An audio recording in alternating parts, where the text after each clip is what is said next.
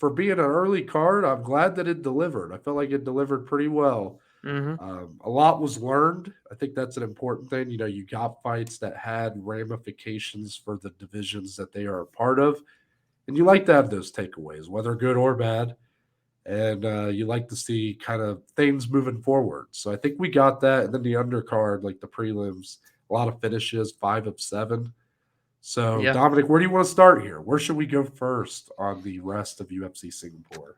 I'll hold on the ladies flyweights for a second and talk about. We'll just stick with featherweight for a minute Okay. because Giga Chikadze returned for the first time in 18 months. Wasn't an easy fight for him. Had to shake some rust off, I think, for sure, against Alex Caceres today.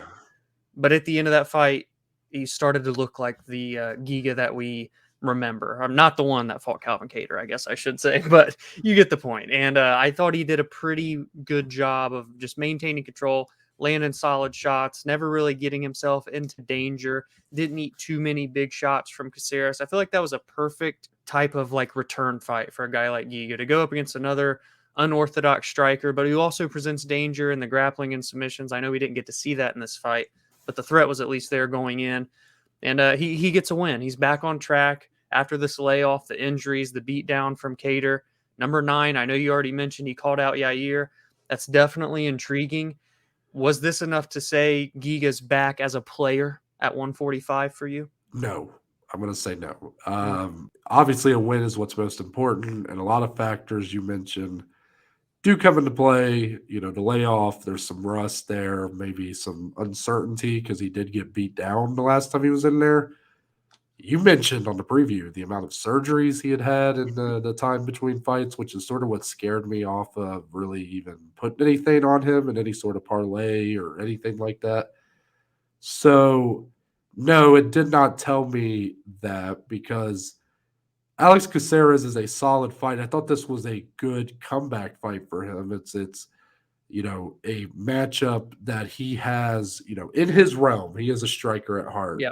And he had a clear advantage over Caceres in that aspect. And you're also going up against Caceres, who has essentially lost to anybody who has been of what we expect to be Giga's caliber of Yeah. fighter. That's a Like good point. Caceres, sort of, he's good. He's a good test. He's performed well against guys like Yair Rodriguez way back in the day. He performed pretty admirably here against Giga.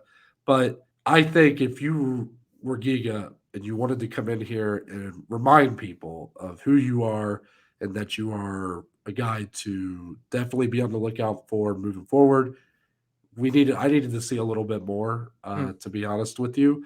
I think the best part of this performance was the way he did his post fight speech or his post fight Yeah. interview. I Yeah. thought it was pretty good. Like, for Uh-huh. a guy who is not going to be like the most smoothest of talkers, Hmm. English probably not his first language. He gets on the microphone, he starts kind of talking like very nervous and stuff, and then he just turns it up to a 10 and starts saying the Giga Show is back, calls out Hmm. Yair Rodriguez. I think that's a great call out, by the way. Yeah. And if anything, that's the best takeaway from this. Like the performance itself does not do much for me, Hmm. but the way he sort of injected a little life into it at the end there, at the end of the day, he's going to have to go in there and perform. But Yeah. it at least made me interested in seeing him versus Jair.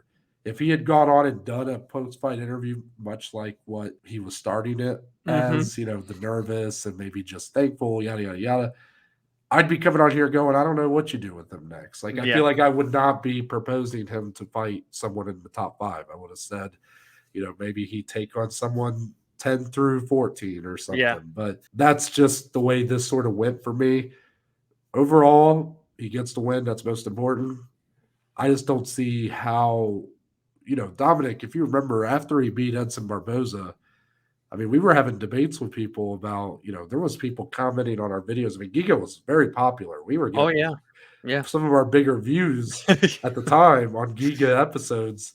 And I had people legitimately, talking to me on Twitter, in the comments on Hmm. YouTube, talking about why aren't you guys saying he should be getting a title shot now? Which, I mean, I was still high on him, but I did not necessarily think that was Right. the route to go. So obviously, the Calvin Cater loss took a big hit to that for a lot of people. I don't necessarily think this gained back a ton. So do you Yeah. disagree? No, no, no. I think I think he's there. Like, he looked like a number 9 in the world to me. But you look Yeah. ahead, man, it does not get. Let's just look at Yair fight, for example. The man was just an interim champion and fought against Volkanovski. I don't necessarily know. I wouldn't favor Giga in that fight. I think Yair's as unorthodox and wild as they come. Does this version that we saw against Caceres get a win over Yair Rodriguez, the one we've seen of late especially? I don't really know. But it's a fight that, like you said, he made it interesting enough to where I want to see it. Maybe they even get to do a main event with it, do 5 rounds and see what they can do with each other. But it does not get easier here. So he in a way, he has to keep looking better, because if he stays like this, beating like a rematch with Calvin Kattar probably doesn't beat him. Topuria, Arnold Allen, Ortega, even, like, those are all very hard matchups with the current version of Giga. But an improved version, we could be on to something. I mean, what's really the ceiling here? Because you're kind of saying like it could if he. You're talking about if he performs kind of like how he did against Barboza and Cub Swanson before Mm. that. So, do you think that 2-fight span that we saw there, where he got the finishes, he looked really good on the feet, really clean, those were solid wins? I mean, is that a flash in the pan, or is that was there really something there and he's trying to get that back? I mean, that's kind of because you're saying if he gets back to that, but the question is this just who he is, or are we seeing some rust? Are we seeing him slowly get back to that, and maybe he can reach that height again? And is that height competing? I mean, has he got a chance against Yair and ultimately a win there, potentially fighting for a title? That's really the question here. I would say if I had to answer it today, initial reaction from this fight, he'd bottom out around top 5-ish area. So therefore, I don't know if I could see him get to that title shot per se. Maybe into a number 1 contender fight to get a title shot. That might be it, and maybe lose there. That's where I'd have to stand. Yeah, I think right now I have a hard time seeing him be to win against any of the top 5. Yeah. So if I don't see him beating any of the current top 5, hard to say I can consider him, sure, that could be his ceiling, but we might be seeing his ceiling kind of play out where he's at right now. But yeah, I'm willing to give it a shot. The Yair call out was cool. The way he did it, injected a little life into it. Let's run it.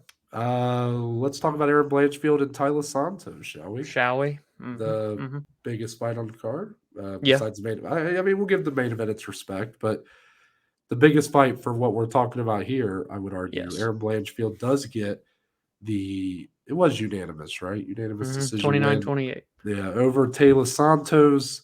This was Taila Santos' first fight back since she had that very close loss in her title shot opportunity against Valentina Shevchenko. Erin Blanchfield, of course, has been a runaway train. She is the new hottest thing in this division, kind of taking some of the thunder from Taila Santos, who really showcased a lot in a losing effort with Valentina. She ultimately gets the win here. But Dominic, I'm seeing the naysayers come out of the woods. I'm seeing them on Twitter, the people that are some people scoring this fight for Taila Santos, some people saying that this fight is an indication that Erin Blanchfield maybe not as good as we had all sort of thought she might be. So not sure if you've seen similar things, but I want to know kind of your takeaways from the fight. Ultimately, Erin Blanchfield gets the win, but did this win maybe halt the brakes on what you ultimately saw her as a future champion, or are you still believing in what she's capable of? No, I still think she's a future champion. I mean, we're talking about someone who at the end of the day is 24 years old and is now 6-0 in the UFC, has beaten legitimate top contenders. And this one didn't come easy, but I didn't expect it to come easy. For those that thought it was going to come easy, didn't remember how good Taila Santos was, to be quite honest. It was a very good first round where Taila looked much better on the feet, and we got to see a little bit more of Erin defensively and how good or not so good that she was. And I feel like there's definitely some holes there. But as the fight went on, I feel like she looked a little bit better, a little bit more comfortable standing. She has a good jab. She looked good offensively striking. So I feel like defensive striking is the flaw that I would nitpick right now, especially if she had to fight someone like Valentina or a great boxer like Alexa Grasso. But she can still beat them, I feel like, right now at her current capabilities. So if she gets to 25, 26, 27 years old, she's going to be even better. So the amount of naysayers right now, I shouldn't be surprised that they're coming out of the woodwork. I absolutely believe she will still be a future champion. Okay, that's good to know. I obviously agree. I guess, and I'll hit on it first and maybe throw it back to you. I mean, if you're assessing this performance, though, if you're kind of reading into this performance, I do agree with you that to think that this would have been easy for her is definitely just kind of forgetting about Taila Santos. I'm not sure if that's why people are saying that. It seems like a lot of it comes down to the way she won this fight Mm-hmm. because Taila Santos was hitting hard in round one, and it was pretty much every shot she landed seemed to have some sort of an impact on Erin Mm-hmm. Blanchfield. I'm not sure if Taila Santos is that much better of a striker in terms of technique as Erin Blanchfield, but she hits a lot harder. Erin Yeah. Blanchfield doesn't put a ton into her punches. She did. I don't know if I can say she really showed as much defensively. Like she was getting tagged with a lot of stuff in round Yeah. one. It was coming at her very hard. And then in rounds 2 and 3, she switched it up, went for a lot of takedowns, got stuffed on all of them officially, 0 for 12, I think it was. The only takedown that she actually really got was one that Taila Santos initiated and Mm-hmm. ended up on her back. But using those sequences where she was closing that distance and had her against the fence to score points by landing knees to the thighs, knees to the body, little strikes here and there. Mm-hmm. And then round 3, I think you saw Taila Santos slow down, Mm-hmm. and Erin Blanchfield, I think, showed a lot with her gas tank to where Yeah. that's where she started getting the better of the exchanges on the feet. Once Taila Santos couldn't afford to put that much power behind her strikes, her speed had slowed down. Erin Blanchfield, I think, was very much in a different fight in round 3 that she was in round Mm-hmm. 1. So while I don't think the scorecards, there's any sort of robbery here, I mean, 29-28 Blanchfield, I think, is the scorecard. Not the cleanest of performances, right? I mean, Right. is there anything to look into there that she did struggle to get a single takedown when that is going to be her best route to victory against anybody else like Grasso or Shevchenko? I feel like physicality wise, Taylor's going to be the strongest person for her to try and get down. So, in that aspect of her struggling to take down anybody else, I don't think it would be as much of a struggle, especially because we've seen people like Alexa Grasso, who's not known for their grappling, take down Valentina, for example. I just feel like someone is with her caliber of wrestling in Blanchfield, she can take down a lot of people. I think this is one of the hardest matchups really for her in the division when you pair the striking of Taylor and the power, at least, with she's pretty damn good grappling wise and defensively sound as well. And for those reasons alone, I feel like the takedown statistics in this fight are bad on the surface, but I don't think those would show again in any of the potential next few fights she would have. Yeah, I think there's actually a lot of good to take away from this. I think a lot of people are hitting the bad here, and obviously there's a lot to work on. Like, she's not a super thorough and clean striker. She did struggle. She did seem to struggle against the physicality of Mm-hmm. Taila Santos, the strength when it came to those grappling sequences where she was trying to get the fight to the ground. You saw her keep going for that single leg trip that Yeah. she nailed against Jessica Andrade, and it just wasn't working. So Mm-hmm. maybe, I mean, I'm not gonna sit here and tell her what she needs to do. I'm not in any place to do that, but I do think that there is some room for improvement. But ultimately, I think the good you can see from this is she adjusted as the fight went on. I don't think that the way she won this fight is how she thought she was going to going in. It Mm-hmm. just so happened to be the route that worked for her. When you have Taylor Santos, who showed a tendency to slow down, who obviously has a lot of muscle, is hitting with a lot of power, but does have gas tank issues. You just wear on them over time. You just continuously were shooting for takedowns. Look, you can dislike if you want that MMA does not take into account defense into the scoring of a round, but the reality is they don't. So stuffing 12 takedowns doesn't actually score you anything. Yeah. And in those sequences, Taylor was not able to maximize those opportunities when she got out of those sequences. She was not able to land enough shots to steal a round in 2 or 3. Mm-hmm. Blanchfield did enough in round 2, a lot of control time, not a whole lot done on either side in terms of damage. Round 3, I think Erin Blanchfield got the better of the exchanges on the feet. I think that showed in the Mm-hmm. last minute and a half or so of round 3. And yeah, so to me, there's good to take out of it and also room for improvement. But the story stays the same. Erin Blanchfield got past a really tough test here in Taila Santos, someone who we could see this fight run back in Yeah. the future, no doubt, for potentially a title. I think Valentina or Alexa Grasso is not as tough of a fight for her Yeah. as Taila Santos is. And I think some people might be a little shocked to hear me say that about Valentina. It's just a matchup. Exactly. No, I agree 100%. And I think she has now shown enough and did enough to be next. The question is, will she be next? Right. Because I said on Friday, well, there's a reason this fight was booked just 3 weeks out from when the title fight is. Keep them on the same schedule, gets in there with the winner. But we do have Manon Fior next week in Paris, also undefeated in the UFC, taking on a debuting at 125, Rose Namajunas, who carries a lot of name value in these women's divisions. Is it possible the winner of that fight gets ahead of Aaron, gets there first for that title shot? I mean, I hope not, but I definitely think Manon Fior would have to do something pretty incredible to get past Erin Blanchfield here. I mean, a win over Rose, obviously Rose, a big name in women's MMA, but if it goes to if it's a 3-round decision and Manon just sort of outpoints her, I don't think that'll put her over Erin Blanchfield. If Yeah, anything, I think that would set up a great fight with her and Taila Santos down the road. sure. Yeah. But if Rose goes in there and wins, there's a What do they discussion to do? be had. There's a Yeah. discussion to be had. You know how I am with Rose. I thought she could have turned around and fought for the strawweight title in her next fight if she wanted to, even after that really bad fight with Carla Yeah. Esparza. It seems like that could be an option. It seems like, you thought the UFC putting this fight here was an indication that the winner would get that title fight. I think they sort of want to see Exactly. how these two fights go, who showcases what, Yep. and then pick from there. I mean, if Valentina goes and beats Grasso, we're potentially looking at a trilogy anyways. That's So another good point. if that happens, then maybe the winner of these two fights are fighting next. Winners fight winners, losers fight losers. Yeah. As of now, I'm going to say that if Rose were to finish Manon Fior, she probably gets the title fight. Yeah. Yeah. If she wins a decision, we'll have to come back and talk after Paris and see how we're feeling. But Maybe wait and see what happens at Noche UFC. How I mean, it Valentina seemed. or Alexa wins. Despite the uncleanliness of the performance from Erin Blanchfield on the stat sheet, the 0 for 12, it doesn't look great. Mm-hmm.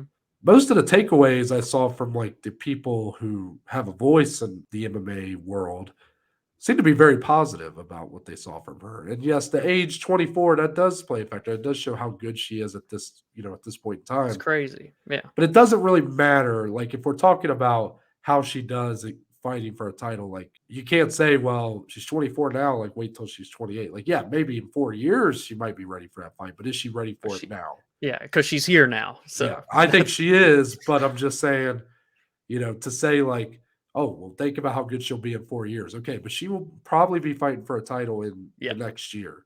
Exactly. So we need to be sure that she's ready for that if we want to properly evaluate her chances. And I still buy it, but yeah, we'll definitely have something to talk about for Paris, I think. But it's going to be this 3-week little saga we get to follow here. Yeah, it really is. But what a time for this division, man! Isn't it great? Women's flyweight, just awesome. hitting at a very big high. We were mystic in seeing this prediction. I mean, we've been waiting for this day. Yeah. Years in the making.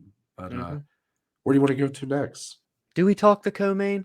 Well, yeah, I feel like you kind of have to. I mean, yeah. So it kind of sounds like you don't want to talk about it. Betting things aside, this fight really didn't go how I thought it was going to go. We saw this fight 2 years ago for 3 minutes anyways, and today we got it for 15 straight minutes. So that was part one. Definitely didn't see that happening. Anthony Smith looked incredible in round one. His leg kicks and really just everything he did, he looked really good. Ryan Spann looked great in round two. Fucked up Anthony's eye real bad. Pause. So I'm going to let you finish this recap here, but at the end, I want you to tell me how you scored it. Sure. Round 2, Spann messes up Anthony's eye really bad. Anthony looked like he didn't really want to be in there for a hot little second, because I feel like we've seen Anthony have that happen before, where he'll bundle up and it gets finished. But instead, Ryan went in and kind of just chose to stay on top of him. I thought that was a little bit of a lacking fight IQ, which Noah talked about Ryan's fight IQ on Friday. And then round 3, very close. I could have seen it going either way. I felt like when it was over, Ryan had won, because I felt like he at least landed more, but maybe he fucking didn't. I might have to go back and watch the third round again. Then I could score it the completely opposite way. But long story short, nothing really happened significantly in round 3. Therefore, you leave it that way. Either guy can win the round. Anthony had output. Ryan had less output, but a couple more damaging shots. Anthony Smith gets the split decision win. And I come out of this with like little to no takeaways, really. But I just had to talk myself through the fight because it was so much different than what it was 2 years ago. Yeah, definitely a weird fight. I don't think it'll surprise you that I scored this for Anthony Smith. Of course, sure. No, totally no betting bias in there, but basically what you said is exactly how it played out. Like I think you could have scored this fight either way. I thought that round 3 was so close. It seems by the numbers, and I hate using the numbers, but it seems like Anthony Smith actually did outstrike Ryan Spann in round 3. And Dominic, I mean, I'm gonna try to save this for the betting part of the show, but I mean, to me, the biggest thing I noticed here is like Ryan Spann had that moment in round 2 that obviously changed the fight and nearly took out Anthony Smith in doing so. But I feel like it made everybody forget that round 1, Anthony Smith was piecing up Ryan Spann. Really, so good. every other impactful moment of the fight was Anthony Smith. I felt like round 3, he was getting the better of the exchanges on the feet. Spann might have been landing, but I think Anthony Smith is a much more defensively sound fighter, which might be crazy to say because of he took the biggest brunt of the blows. But that was such a crazy shot that just left such a big impact. Like it didn't even came out of nowhere. That he the eye probably broke his orbital. I'd imagine. Just destroyed. But luckily, the eye did not swell up near as bad as it seemed like it was going to in the moment. I think if you're Ryan Spann, he looked very disgusted after the scorecards were read. Obviously, in the moment, can't judge a guy for thinking he won a fight that was that close. I think if he goes back and watches it, he's going to be kicking himself for not doing more in round 2 because, you say that you kind of felt like Anthony was looking for a way out. I think what I saw here was Anthony Smith living up to his moniker, living up to his name. I mean, he's Lionheart. I think there's a lot of people who don't like Anthony Smith who will still never understand why he quits and fights, and they'll say that as soon as he gets a chance, he just sort of, curls up and just he'll stay in the fight, but he doesn't seem to be actually trying to win the fight. With Teixeira, all these fights, Johnny Walker. But I don't think you can say that here, and I feel like a lot of respect needs to be put on his name. I can't believe it, Dom. You've switched sides on Anthony Smith like I did today, didn't I? I mean, disgusting human being. Boo this man! I mean, you became a hater. You became one of the haters. You're like, look, he just shelled up, like he was looking for a way out. I feel like the man showed by how he came back in round 3 that there's no quit in that guy. Yeah, a lot of people. I mean, I can always go back to the John Jones title fight. I get it. Should he have taken the DQ win? Probably, but he didn't, and he kept fighting. Like, I mean, I think for anybody to still have those kind of things to say about him, that he's like some sort of quitter. I know you're not going that far, but to call him any sort of quitter or to say anything about him not being good or whatever, like he showed a lot here to me in his heart and his resolve, his ability to come back. It wasn't easy, and he did it. The fight itself, very weird, but not a ton to take away from it. This fight happened 2 years ago. Yeah.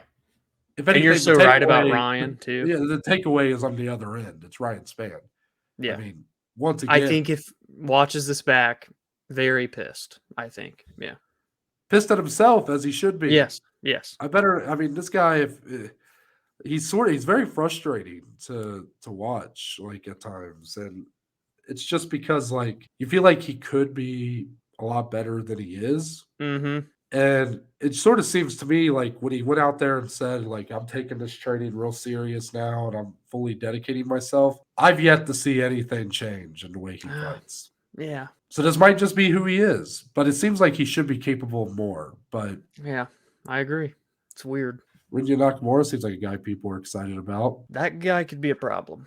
I didn't know that he was an Olympic hopeful in wrestling for Japan. That's Yeah, the wrestling's on point. because he's been But starching But people. can he? But the past couple. can the actual submission game catch up?